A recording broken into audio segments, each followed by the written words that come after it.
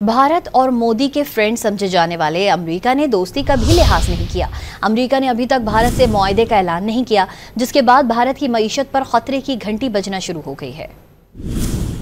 झप्पी डाली, गले लगाया, भारत फिर भी बच न पाया। नरेंद्र मोदी ट्रंप को ग्रेट फ्रेंड ऑफ इंडिया कहते रहे, उनकी इलेक्शन मुहिम चलाते रहे, लेकिन डोनाल्ड ट्रंप ने मोदी सरकार पर ही एक के बाद एक बड़ा मुआशी वार कर डाला। भारतीय मसनूआत पर 25% टैरिफ आयद करने के महज चंद घंटों बाद ही सोशल मीडिया पर जारी पैगाम में उन्होंने भारत को डूबती मईशत करार दिया। उनका कहना था, अगर भारत और रूस अपनी गिरती हुई मईशत को एक साथ डिबोना चाहते हैं तो उन्हें करने दें, अमेरिका को इससे फर्क नहीं पड़ता। अमेरिकी सदर डोनाल्ड ट्रंप ने कहा कि अमेरिकी मसनूआत पर दुनिया में सबसे ज्यादा टैरिफ भारत में आयद है। इससे कबल उन्होंने भारत के खिलाफ 25% महसूलात के नफाज का ऐलान किया था। उन्होंने कहा था कि भारत रूस से बड़ी मिकदार में दिफाई साजो सामान खरीद रहा है और ऐसे वक्त में जब दुनिया चाहती है कि रूस यूक्रेन में कत्लो गारत बंद करे, भारत तवानाई की खरीदारी में चीन के साथ रूस का सबसे बड़ा खरीदार बना हुआ है। पड़ोसी मुल्कों को आंखें दिखाने वाले मोदी सरकार ट्रंप के बयान पर भीगी बिल्ली बनी नजर आए। भारतीय वज़ारत ख़ारिजा ने एक बयान में कहा कि अमेरिकी सदर डोनाल्ड ट्रंप के इक़दामात का जायजा लिया जा रहा है। कोई भी फैसला अपने किसानों, सनतकारों और अवाम के मफाद को देखकर किया जाएगा।